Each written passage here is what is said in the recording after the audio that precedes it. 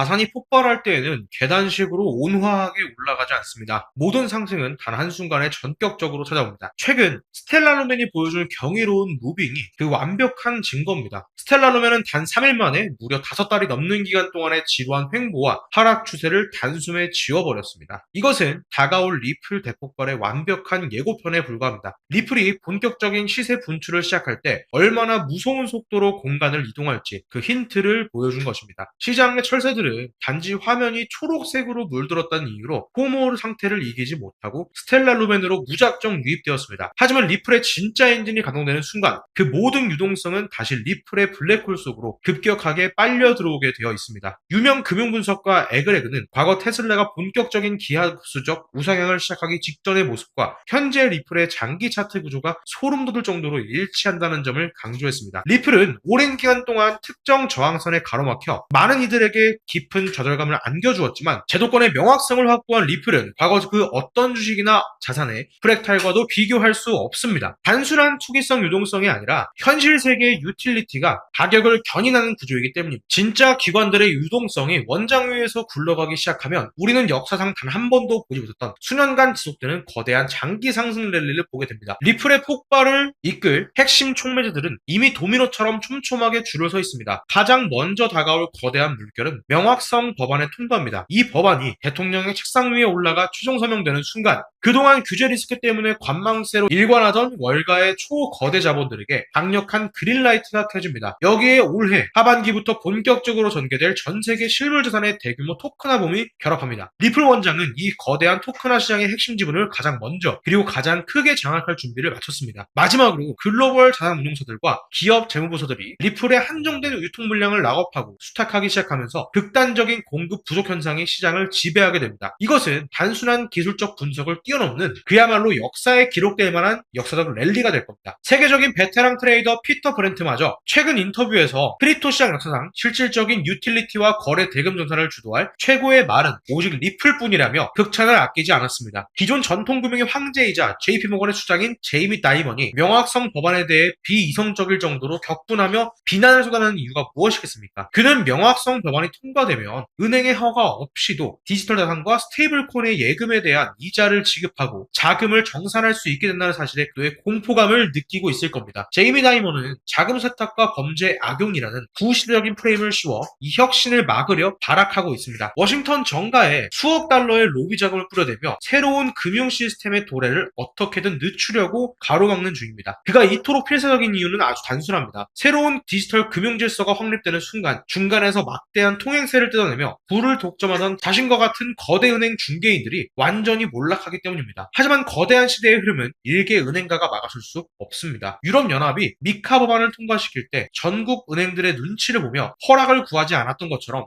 미국 시장 역시 기득권의 저항을 뚫고 결국 규제의 명확성을 향해 직진할 것입니다. 일부 투자자들은 미국 예탁결제원이 처리하는 무려 114조에 달하는 청산 물량을 어느 한 네트워크가 통째로 독점할 것이라는 유치한 종족주의적 환상에 빠져 있습니다. 냉정하게 현실을 보십시오. 예탁결제원 공식 문서에도 명시했듯이 이 거대한 유동성의 바다는 결코 단 하나의 체인으로 감당할 수 없습니다. 스텔라루멘을 비롯한 제도권에 엄선된 소수 핵심 네트워크들이 그 거대한 파일을 분담하여 정산하게 될 것입니다. 그 비중이 어떻게 나뉘든 간에 각 네트워크에 흘러들어올 자금의 규모는 기본적으로 수조 달러 단위입니다. 그렇게 지금 시점에서 두 자산의 우위를 논하며 싸우는 것은 아무런 의미가 없는 시간 낭비일 겁니다. 우리가 취해야 할 가장 현명하고 영리한 투자 전략은 리플과 스텔라루멘 이거를 동시에 지갑에 보유하는 것입니다. 두 자산은 거대한 하나의 결제 패러다임 속에서 서로의 시세를 견인하며 함께 달리는 유기체입니다. 과거 어두웠던 암기 시절 시장이 온통 붉게 물들고 파산 소식이 들려올 때도 이 자산들의 가치를 믿고 모아온 우리의 확신은 틀리지 않았습니다. 가격이 고작 1달러에서 횡보한다고 낙담하지 마십시오. 조만간 시장에서 한 개의 온전한 리플을 사기 위해 수천 달러의 비용을 지불해야 하는 날이 오며 지금 이 순간이 인생 마지막 황금기였음을 깨닫게 될 것입니다.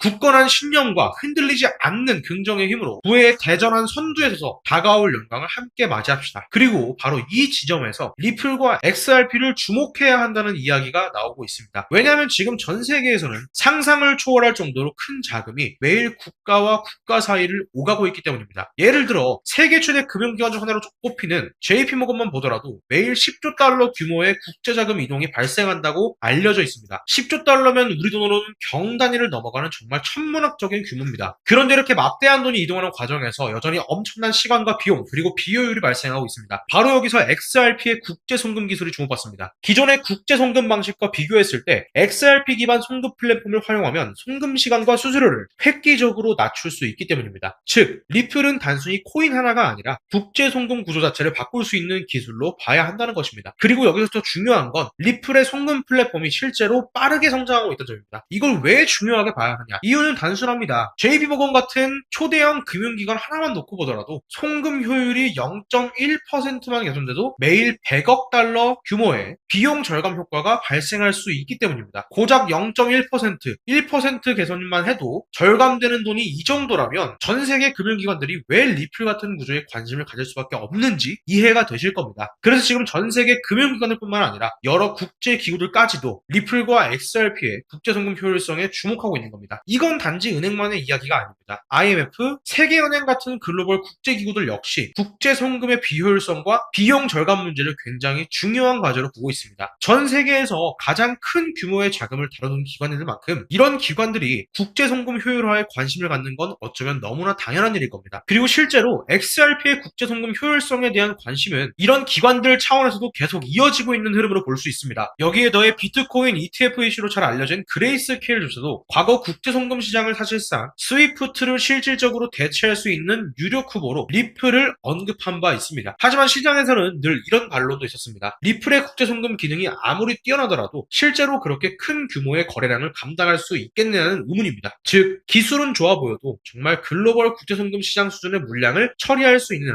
부정적인 시선이 분명 존재해 왔습니다. 그런데 이 부분 역시 긍정적으로 볼 수 있는 근거가 있습니다. 영국은행은 리플이 향후 3년 동안 250조 달러 규모의 거래량을 기록할 수 있다는 취지의 언급을 내놓은 바 있습니다. 이 말이 왜 중요하냐면 리플이 단순한 이론적 기술이 아니라 정말 글로벌 규모의 국제 간 송금 시장에서도 현실적인 대안이 될 수 있다는 가능성을 보여주기 때문입니다. 현재 국제 간 송금을 사실상 담당하고 있는 스위프트는 국가 간 송금 시 보통 3일에서 5 영업일 정도가 걸리고 수수료도 높고 각국 은행 시스템이 제각각이기 때문에 이유를 알기 어려운 지연이나 취소가 생기는 경우도 적지 않습니다. 즉, 시장 규모는 엄청나지만 기존 시스템은 여전히 불편하고 비효율적입니다. 반면에 리플은 이런 문제를 빠르게 보완하고 있습니다. 리플의 송금 기술이 확장되면서 국가 간 송금 속도는 이제 단 몇 초 만에 처리될 수 있다는 점이 부각되고 있습니다. 단일화된 체인 구조를 활용하기 때문에 수수료 절감도 효과도 크고 블록체인 기반 시스템 특성상 안정성과 보안성 측면에서도 강점을 갖는다는 평가가 나옵니다. 그렇다면 여기서 가장 중요한 질문이 하나 나옵니다. 만약 리플의 국제송금 업무량이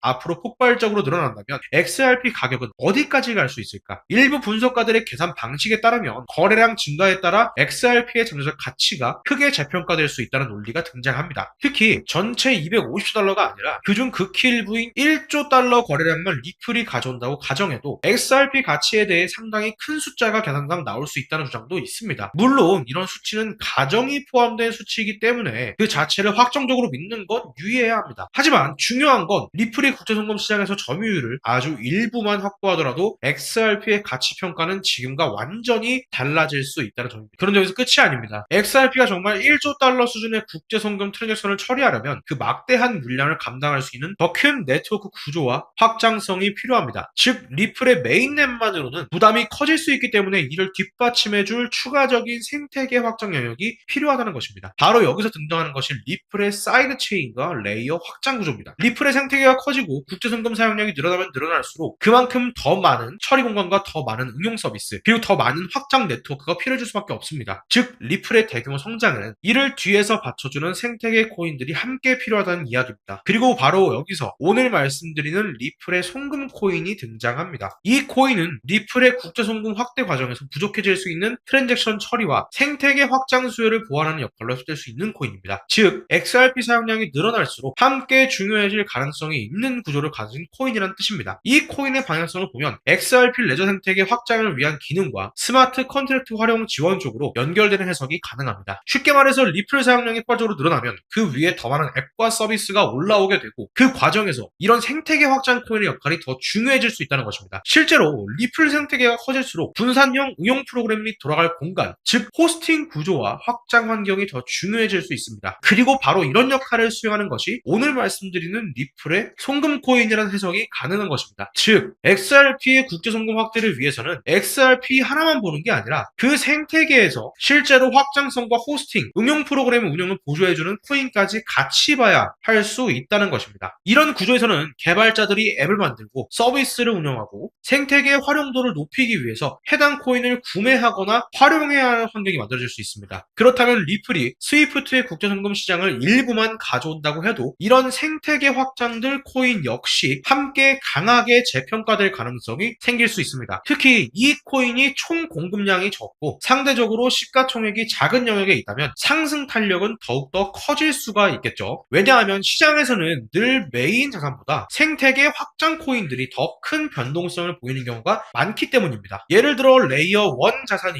상승할 때 그 위에서 속도와 확장성을 보완하는 레이어 2, 레이어 3 성격의 코인들이 훨씬 더 크게 움직이는 사례는 이미 여러 번 있었습니다. 즉 메인 코인이 움직일 때 생태계 보조 코인이 더 크게 반응하는 구조는 암호화폐 시장에서 낯선 이야기가 아닙니다. 그래서 만약 앞으로 XRP가 국제송금 확대와 함께 상승한다면 이 리플 송금 코인은 상대적으로 더 큰 폭의 상승 가능성을 기대해 볼 수 있다는 논리도 나오는 것입니다. 물론 다시 말씀드리지만 이건 어디까지나 구조와 가능성에 대한 이야기입니다. 하지만 적어도 리플의 국제송금 확대라는 큰 흐름 속에서 어떤 코인이 구조적으로 수혜를 받을 수 있는지 미리 체크해 보는 건 충분히 의미가 있습니다. 특히 남들이 아직 이 구조를 잘 모르고 있을 때, 그리고 아직 시장이 완전히 반영하지 않았을 때 먼저 보는 것이 훨씬 중요할 수가 있겠죠. 그래서 이번에는 이 리플의 송금 코인 정보가 필요하신 분들을 위해 따로 받아보실 수 있게 준비해 두겠습니다. 관심이 있으신 분들은 지금 바로 영상 하단에 있는 구글 폼을 작성하셔서 정보 받기를 신청해 주시면 됩니다. 신청하신 분들께는 제가 말씀드린 리플의 국제 송금 확대 시 수혜 가능성이 있다는 리플 송금 코인 정보를 따로 확인하실 수 있게 안내해 드리겠습니다. 복잡한 절차가 아닙니다. 영상 하단 설명란에 있는 구글 폼만 작성해 주시면 됩니다. 평소에 XRP를 관심 있게 보던 분들, 리플의 국제 송금 확대 흐름을 중요하게 보던 분들, 그리고 XRP뿐만 아니라 그 생태계에서 추가 수혜를 받을 수 있는 코인까지 함께 보고 싶었던 분들이라면 이번 내용은 한 번쯤 꼭 확인해 보실 가치가 있다고 생각합니다. 괜히 나중에 시장이 움직인 뒤에